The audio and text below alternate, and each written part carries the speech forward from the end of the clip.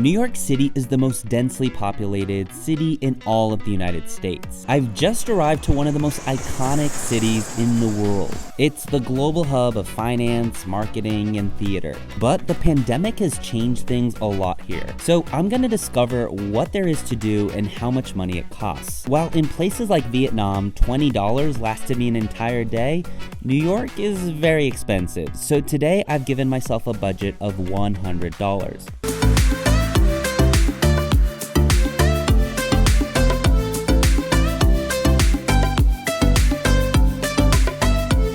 For breakfast, I go somewhere that New York is famous for. So I'm at a bagel place called Black Seed, and it's in Rockefeller Center. Bagels, $7. A New York bagel with egg, cheese, and avocado. I'm really not a bagels guy. I never, ever eat bagels, except when I'm in New York. I'll admit there's something good about a New York bagel. There is something you can't deny about a New York bagel. A lot of people actually say a lot of the reason is because of the water. The water in New York is like, you know, the tap water in New York is really like famous, I guess. So a lot of people say one of the reasons the pizza and the bagels are so good is because of the water. One thing to note about New York is that it can be really hard to find just a place to sit and eat. So this bagel shop didn't actually have indoor seating anywhere or outdoor seating. So I literally had to come to this open public space to eat my bagel. The other thing is bathrooms can be really hard to find. Sometimes it's always an adventure to find a bathroom. A lot of times you'll walk into even a Starbucks and they'll say the bathroom is closed. Next, I walk around this street market where different vendors are selling their products. The price? Free. One cool thing about New York is you never know what you're gonna see while just walking around the city. So randomly today they have this kind of cool street fair.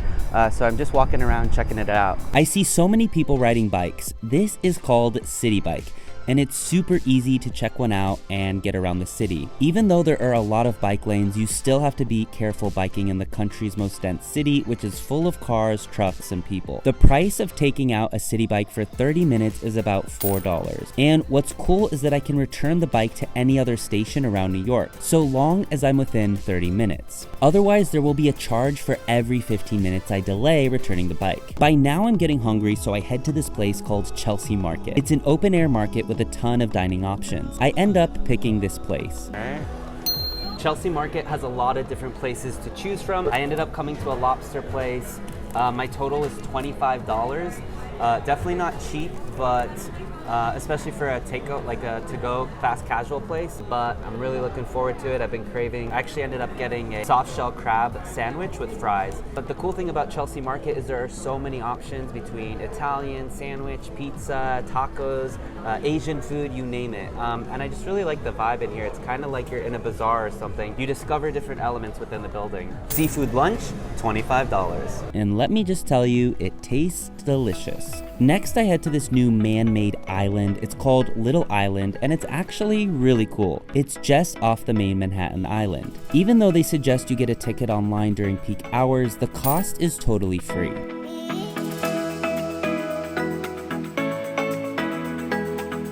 The price to enter? Free. After leaving, I see this massive Starbucks, but this is far from your typical Starbucks. They literally have a full bar and they even sell pizza, which is a bit insulting to New York pizza. I order a blood orange spritzer and it's certainly not cheap. $7. Now I'm craving a little dessert, so I go to this place called Milk Bar.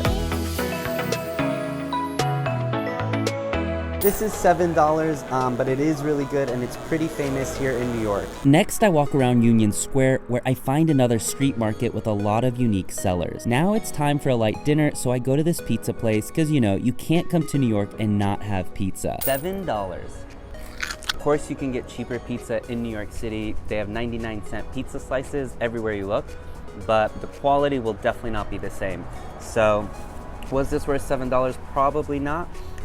But it is amazingly good and it is very signature to New York. I know I can't find pizza like this outside of New York, and that's what counts. Next, I'm off to the Gogh Exhibit. It's currently in New York. Even though I love walking around New York City, 45 minutes is a bit too much for me to walk, and it's super hot, so I take the subway. If you haven't been on the train in New York before, you should know that the subway is super old, outdated, and at times just plain gross. To enter the subway, it costs $2.75, so we'll call it $3. I love that credit card feature because It makes it super easy to swipe through, and it's good for the environment.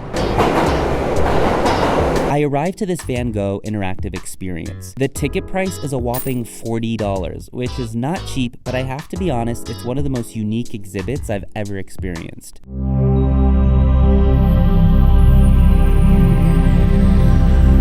Overall, it was a really unique experience. I would definitely recommend it. It's certainly not cheap, but it's also really unique to have such an immersive experience like that. I don't think I've ever experienced anything quite like that. So I would say, even though it was pricey, I would definitely recommend it. Mission accomplished.